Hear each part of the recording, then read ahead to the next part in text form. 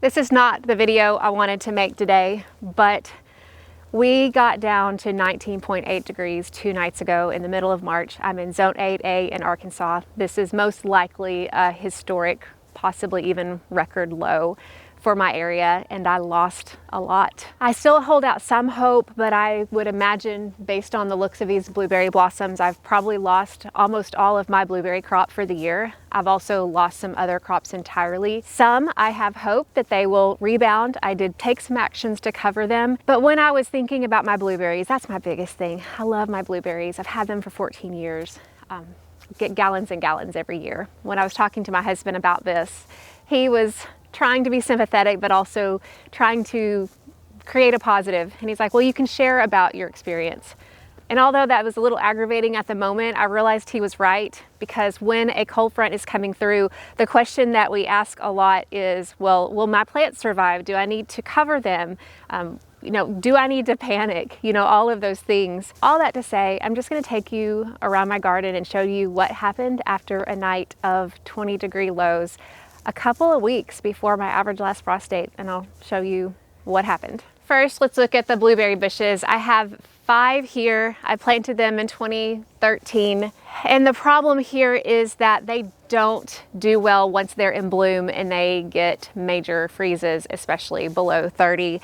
And I was worried because they bloomed out a couple of weeks before they should have. I, in my mind, think spring break is usually when they bloom here, at least mine.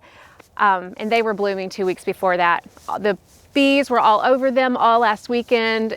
I was looking at those blossom thinking this is gonna be a bumper crop. But with that 20-degree temperature, now these blooms are all brown. And in my experience, what's gonna happen is that the ones that were brown, they're just gonna drop off and they won't produce berries. My hope is that some of these bushes, especially the Brightwell, which is the one on the far end, it has some blooms that didn't open yet. And my hope is that they will open and they will be able to produce blueberries.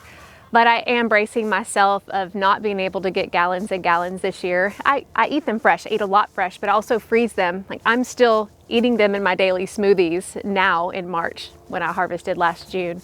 So I'm bracing myself that I may not have that, and whatever does come, I'll be grateful for. But really, there's not a whole lot I can do. You can see they're huge. It's not like I could cover these bushes. They're probably 10 feet tall.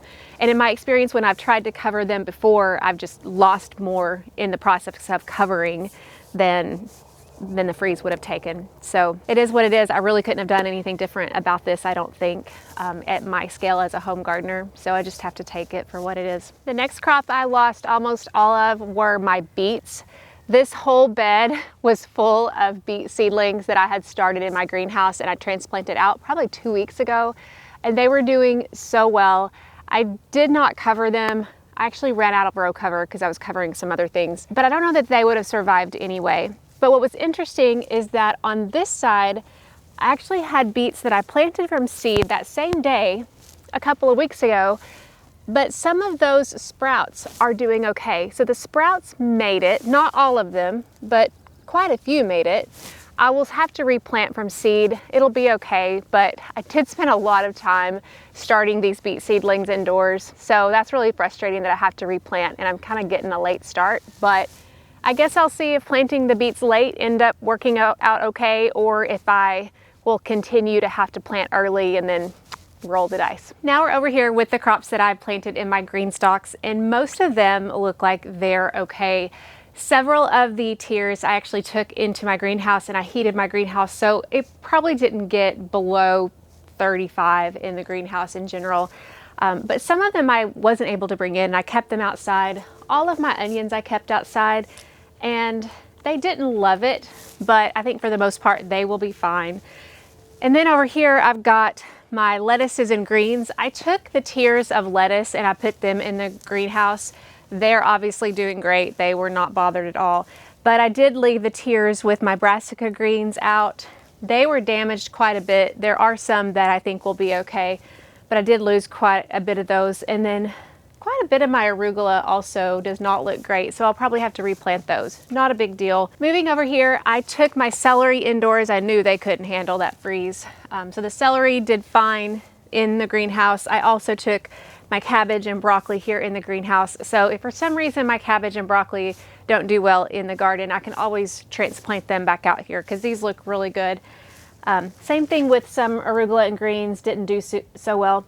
The peas are actually doing really well. I have the peas planted in the bottom here and also in the top here. They stayed outside. I didn't take the peas in. They're about 3 inches tall.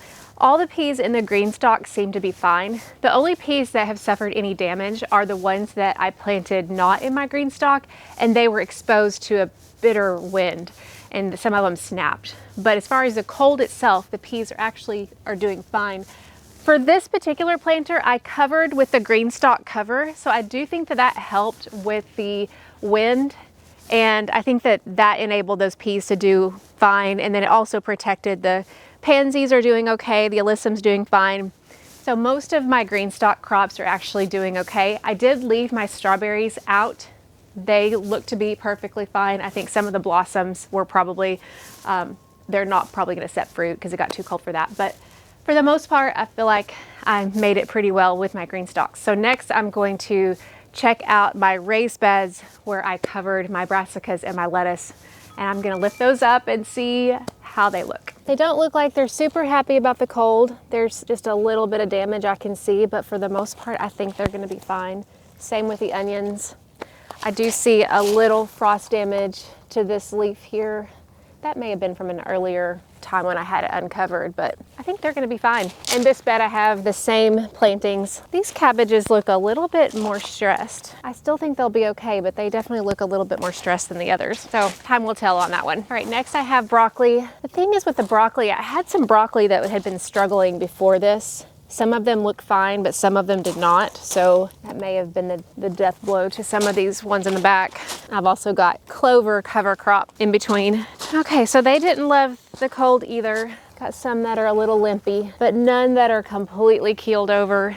I'm more looking at the health of the leaves in the center because some of these bigger leaves may look damaged, but as long as the center can keep growing, I feel like they'll be okay. The main ones I'm concerned about are the ones in the back that weren't looking good before the freeze. I may have to take some of the ones out of my green stalk and replant those, but I really think most of those will make it. Now cauliflower. Cauliflower can be a little bit more tender to freeze, and some of them look okay and some of them look like they're struggling. This one, Purple of Sicily, doesn't look the best, but the rest of them look okay. The snow crown actually look better than the Purple of Sicily. That's interesting. I guess that would make sense if it's snow crown, right? But I do have some backups in my greenhouse that I can replace if I need to.